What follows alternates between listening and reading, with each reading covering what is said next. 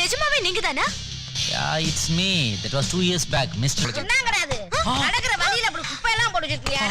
ஐயோ ஏண்டா சனியனே இந்த கர்மத்தை ராத்திரி பூரா உட்கார்ந்து ஒட்டிக்கிட்டு இருந்தியாக்கா? ஆளு முகரையும் பாரு அரையும் குறையுமா அலையுது.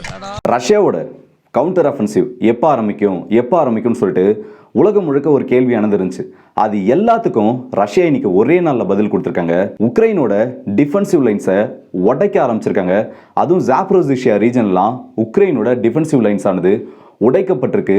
ரஷ்யாவோட வீரர்கள் ஃப்ரண்ட் லைனை தாண்டி உள்ள முன்னேற ஆரம்பிச்சிருக்கிறதா பெரிய பெரிய தகவல்கள் உக்ரைன்ல இருந்து வந்துட்டு இருக்கு. அது மட்டும் இல்லாமல் உக்ரைனோட நிறைய அஃபிஷியல்ஸ் இப்போ என்ன பேச ஆரம்பிச்சிருக்காங்கன்னா, ரஷ்யா S-400ஓட மேக்ஸிமம் ரேஞ்ச் இருக்க மிசைல்ஸை இப்போ தயார் பண்ண ஆரம்பிச்சிட்டாங்க. 400 கிலோமீட்டர் ரேஞ்ச் இருக்க மிசைல்ஸை ஃபயர் பண்ணி பெரிய சோதனைகளை பண்ண ஆரம்பிச்சிருக்காங்க. இதனால F-16 வர்றதை நினச்சி நாங்கள் சந்தோஷப்படுறதை விட F-16 வந்தாலும் எங்களால் ஒன்றும் பண்ண முடியாதுன்னு சொல்லிட்டு நாங்கள் யோசிக்க ஆரம்பிச்சிருக்கோம். அதே மாதிரி அமெரிக்காவும் F-16 பைலட்ஸ்க்கு பேசிக் ட்ரைனிங்கை மட்டும்தான் கொடுக்க ஆரம்பிச்சிருக்காங்கன்னு சொல்லிட்டு ஒரு பெரிய குற்றச்சாட்டானது அமெரிக்கா மேலே முன்வைக்கப்பட்டிருக்கு. ரஷ்யா எப்படி இந்த ஃப்ரண்ட் லைனை உடைச்சாங்க, ரஷ்யாவோட S-400ஓட லாங் ரேஞ்ச் மிசைல்ஸை எப்படி இந்த F-16க்கு எதிராக பயன்படுத்துவாங்கன்னு சொல்லிட்டு எல்லாத்தையுமே இந்த வீடியோவில் டீட்டெயிலாக பார்த்துலாம். ஸோ வாங்க டேரக்டாக வீடியோக்குள்ள போயிடலாம். நான் உங்கள் எல்லாருக்கும் தமிழ் பொக்கிஷம் வழங்கும் டிபி ட்ரெண்டிங்ஸ்.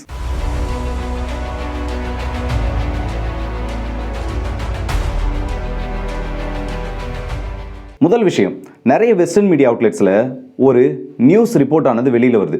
என்னன்னா, வலுஹ்ரி ஜலுஹ்னி இவர் யாருன்னா, இவர் உக்ரைனோட ஆர்ம்டு ஃபோர்ஸஸோட ஃபார்மர் ஜெனரல்னு சொல்லலாம். இவரை பதவியை விட்டு நீக்கிட்டு ஜெலன்ஸ்கி அவர்கள் இன்னொருத்தரை இப்போ அந்த ஜெனரல் பதவியில் அமர வச்சிருக்காரு. இவருக்கு கீழே இருந்த நிறைய ஆஃபீஸர்ஸ் இப்போ இந்த பத்திரிகைகளுக்கு என்ன ஒரு தகவலை சொல்லியிருக்காங்கன்னா, உக்ரைனோட ஃப்ரண்ட் லைன்ஸை ரஷ்யா கொலாப்ஸ் பண்ண ஆரம்பிச்சிருவாங்க ஒரு சில நாட்கள்னு சொல்லிட்டு ஒரு 2 நாளைக்கு முன்னாடி நியூஸ் வந்துச்சு. அதில் என்ன சொல்லியிருந்தாங்கன்னா, உக்ரைனோட ஃப்ரண்ட் லைன்ஸ் மேலே ரஷ்யா பல தாக்குதலை பண்ண ஆரம்பிச்சிருக்காங்க. உக்ரைனால் அந்த அட்டாக்கை எதையுமே சமாளிக்க முடியல. இப்படியே போச்சுன்னா இன்னும் ஒரு சில நாட்களில் உக்ரைனோட ஃப்ரண்ட் லைன்ஸை ரஷ்யா உடைச்சிருவாங்கன்னு சொல்லிட்டு அந்த ஒரு ரிப்போர்ட்டில் சொல்லியிருந்தாங்க. அதே மாதிரி இந்த ரிப்போர்ட் வந்த ஒரு சில நாட்கள்லேயே இன்னைக்கு ரஷ்யா உக்ரைனோட ஃப்ரண்ட் லைனை ஜாப்ரோசிஷியாவில் வச்சு உடைச்சிருக்காங்க. இவ்வளோ நாளாக உக்ரைன் ஒரு டிஃபென்சிவ் பொசிஷனில் இருந்தாங்க. என்னதான் இருந்தாலும் ஒரு குறிப்பிட்ட அளவு தாக்குதலுக்கு மேலே உக்ரைனால் தாக்கு பிடிக்க முடியல. அதையே தான் அந்த ஆஃபீஸர்ஸும் உக்ரைனை சேர்ந்த ஆஃபீஸர்ஸும் அந்த ரிப்போர்ட்டில் சொல்லியிருக்காங்க. ரஷ்யா ஒரு நாளைக்கு ஒரு இடத்துல நடத்துகிற டபுள் டாப் ஸ்ட்ரைக்கில் மட்டும் 100கணக்கான அன்கைடட் அண்ட் கைடட் பாம்ஸை இந்த இடத்த நோக்கி ட்ராப் பண்ணுறாங்க. எங்கள் மேலே மழை பொழியிற மாதிரி ஏவுகணைகளும் வெடிகுண்டுகளும் மழையாக பொழியுதுன்னு சொல்லிட்டு அவங்க அந்த ஃப்ரண்ட் லைனோட சுச்சுவேஷனை விவரிச்சிருக்காங்க. ஒரு விஷயத்தை நல்லா யோசிச்சு பாருங்க. ஒரு 10 கிலோமீட்டர் பரப்பளவில் ஒரு இடமானது இருக்குது. உங்கள் வீட்டில் இருந்து கொஞ்சம் தூரத்தில் ஒரு இடம் இருக்குன்னே வைங்க. அந்த இடத்துல வெறும் 2 மணி நேரத்தில் ஒரு 100 வெடிகுண்டு வெடிக்குது. அப்படின்னா ஒரு 100 மிசைல் வந்து அந்த இடத்துல ஸ்ட்ரைக் பண்ணுதுன்னா அந்த இடத்துல யாராலாச்சும் ஸ்டே பண்ண முடியுமா?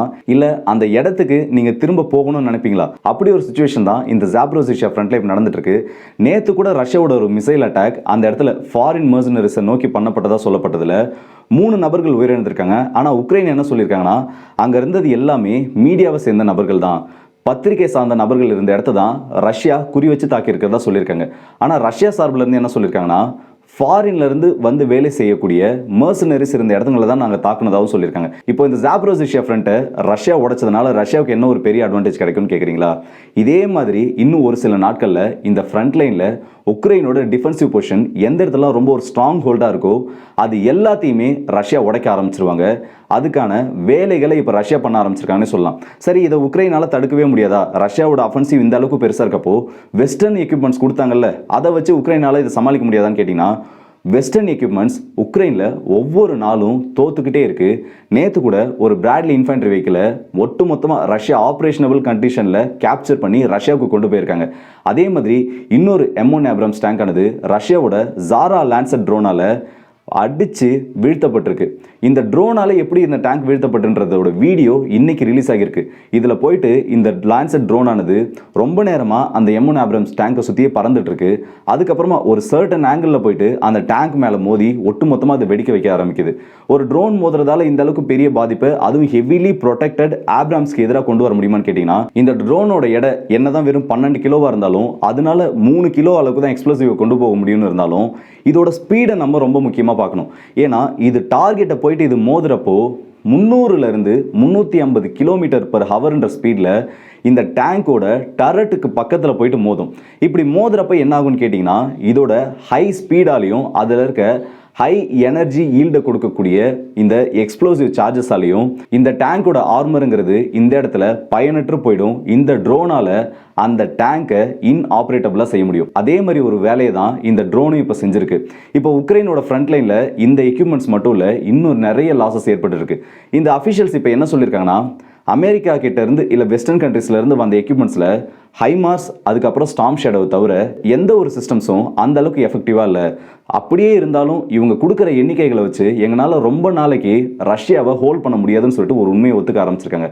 இன்னொரு கணக்கு என்ன சொல்லியிருக்காங்கன்னா, இந்த ஸ்டார்ம் ஷேடோ மிசைல்ஸ் மாதிரி ஒரு நாளைக்கு 50லேருந்து 90 மிசைல்ஸ் வரைக்கும் ரஷ்யாவை நோக்கி ஏவுனாதான் ரஷ்யாவை கொஞ்சமாவது ஸ்டாப் பண்ண முடியும்னு சொல்லியிருக்காங்க.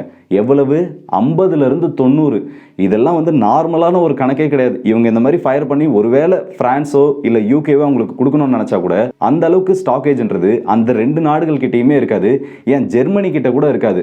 இந்த அளவுக்கு உக்ரைனுக்கு அதிகப்படியான ஆயுதங்கள் தேவைப்படுறப்ப ஒரு விஷயம் தெளிவாக புரிஞ்சிருக்கணும், எந்த அளவுக்கு அதிகப்படியான சேதாரங்கள் ஏற்படுத்தப்பட்டிருக்குன்னு சொல்லிட்டு. அடுத்த விஷயம் இந்த F-16 தான். F-16 பற்றி இவங்க என்ன சொல்லியிருக்காங்கன்னா, F-16ஓட பைலட்ஸ்க்கு பேசிக் ட்ரைனிங்கை தான் அமெரிக்கா இன்னும் கொடுத்துட்ருக்காங்க. ஒரு அட்வான்ஸ்டு ட்ரைனிங்கோ இல்லை ஒரு முக்கியமான சுச்சுவேஷனில் எப்படி இந்த ஃபைட்டர் ஜெட்ஸை எஃபெக்டிவாக யூஸ் பண்ணுற ட்ரைனிங்கோ அமெரிக்கா கொடுக்கல. அதுக்கு பதிலாக ஜஸ்ட் ஒரு ஃபைட்டர் ஜெட் பைலட்டுக்கு பேசிக் ட்ரைனிங்ஸ், இதை எப்படி ஆப்ரேட் பண்ணுறதுன்னு கொடுப்பாங்களோ அதை மட்டும்தான் கொடுத்துருக்காங்கன்னு சொல்லிட்டு ஒரு பெரிய குற்றச்சாட்டானது அமெரிக்கா மேலே வைக்கப்பட்டிருக்கு. இன்னும் ஒரு சில மாதங்களில் முதல் பேட்ச் ஆஃப் F-16ன்றது உக்ரைனுக்கு வரப்போகுது. இதுக்கு எதிராக ரஷ்யாவும் இப்போ அவங்களோட நடவடிக்கைகள் எடுக்க ஆரம்பிச்சிருக்காங்க. S-400ஓட 400 கிலோமீட்டர் ரேஞ்ச் இருக்க 40N6E மிசைல்ஸை நேற்று கிரீமியன் பெனிசுலாலேருந்து ஃபயர் பண்ணி டெஸ்ட் பண்ணியிருக்காங்க. இது எந்த அளவுக்கு எஃபெக்டிவாக போயிட்டு அதோட டார்கெட்டை ரீச் பண்ணுதுன்னு சொல்லிட்டு. ஏன்னா இந்த மிசைல்ஸை ரஷ்யா யூஸ் பண்ணுறதுன்றது ரொம்ப ரொம்ப ரொம்ப ஒரு ரேரான விஷயம். ஏன்னா ஒரு மீடியம் ரேஞ்ச் இருக்க மிசைலை அதில் இருக்க 300 கிலோமீட்டர் இல்லை 250 கிலோமீட்டர் இருக்க ரேஞ்சை தான் இது வரைக்கும் அதிகமாக பயன்படுத்திருக்காங்களே தவிர இந்த அளவுக்கு அதோட எக்ஸ்டென்சிவ் ரேஞ்சான 400 கிலோமீட்டர் இருக்க ரேஞ்ச் மிசைலை ஃபயர் பண்ணியிருக்கிறது சமீபத்தில் இதுதான் முதல் தடவைன்னு சொல்லலாம். ஏன் இப்படி பண்ணியிருக்காங்கன்னு கேட்டிங்கன்னா, S-400 ஃப்ரண்ட் லைனுக்கு கொண்டு போகாமல் ரஷ்யாவோட டெரிட்டரிக்குள்ளேருந்து இப்போ கிரீமியாக்குள்ளே இருந்தோ இல்லை இப்போ ஆக்குபை பண்ணி வச்சிருக்க டெரிட்டரிக்குள்ளே இருந்தோ இந்த F-16 வேட்டையாடணுன்றதுல ரஷ்யா ரொம்பவே தீவிரமாக இருக்காங்கன்னு சொல்லலாம். F-16 வந்ததுக்கப்புறம் இந்த கேம் ஆனது இன்னமும் மாறப்போகுது. இப்போ இந்த வீடியோ நான் பேசிட்டு இருக்க இதே டைமில் ரஷ்யா ஜாப்ரோசிஷியா ரீஜனில் பண்ண மாதிரியே ஒரு அட்டாக்கை டொனட்ஸ்க் ரீஜன்லையும் பண்ண ஆரம்பிச்சிருக்காங்க. ஆப்திவிகா ஃப்ரண்ட்லையும் பேட்டில் ஆனது ரொம்பவே தீவிரமடைய ஆரம்பிச்சிருக்கு. ரஷ்யாவோட கவுண்டர் ஆஃபென்சிவ் ஆரம்பிச்சிருச்சு. இவ்வளோ நாள் ரஷ்யாவுக்கு சப்போர்ட் பண்ணுற எல்லாரும் எந்த ஒரு விஷயத்தை எதிர்பார்த்துட்டு இருந்தாங்களோ ரஷ்யா எப்போ திருப்பி அடிப்பாங்கன்னு சொல்லிட்டு அது கொஞ்சம் கொஞ்சமாக நடக்க ஆரம்பிச்சிருக்கு. இனி ரஷ்யா உக்ரைன் போரில் நடக்க போகிறது எல்லாமே ரொம்பவும் ஃபயரான அப்டேட்ஸ்னு சொல்லலாம். ஸோ சீக்கிரமாக எல்லாம் ரெடியாகுங்க. நிறைய அப்டேட்ஸ் வரப்போகுது. நம்ம நிறைய விஷயங்களை பார்க்க போகிறோம். எல்லாமே ரெடியாக இருங்க கைஸ். இந்த வீடியோவில் நம்ம பார்க்க வந்த அப்டேட்ஸ் சொல்லுதான். இந்த வீடியோ பற்றி உங்களோட கருத்துக்களை கமெண்ட் செக்ஷனில் சொல்லுங்கள். அதுலேயும் குறிப்பாக சொல்லணும்னா, ரஷ்யா அவங்களுடைய S-400ஓட எக்ஸ்டென்சிவ் மிசைல் ரேஞ்சை டெஸ்ட் பண்ணி பார்த்ததை நீங்கள் எப்படி பார்க்குறீங்க? அதே மாதிரி ஜாப்ரோசிஷியா ரீஜனில் ஃப்ரண்ட் லைனை உடைச்ச மாதிரியே ரஷ்யாவில் மற்ற ரீஜன்ஸ்லையும் உடைக்க முடியுமா? ரஷ்யா இந்த போர் அடுத்தது எப்படி கொண்டு போகும் நீங்கள் எப்படி பார்க்குறீங்கிறதையும் கமெண்ட் செக்ஷனில் சொல்லுங்கள். ரஷ்யாவோட கவுண்டர் ஆஃபென்சிவ் ஃபெயில் ஆகுமா இல்லை வின் ஆகுமான்னு நீங்கள் நினச்சிங்கன்னா அதையும் தாராளமாக கமெண்ட் செக்ஷனில் சொல்லுங்கள். நல்லதை பகிர்ந்து நல்ல சமுதாயத்தை உருவாக்கும். ஸோ அடுத்த வீடியோ சந்திப்போம். அதுவரை உங்களிடம் விடைபெறுவது உங்கள் ஆர்கே.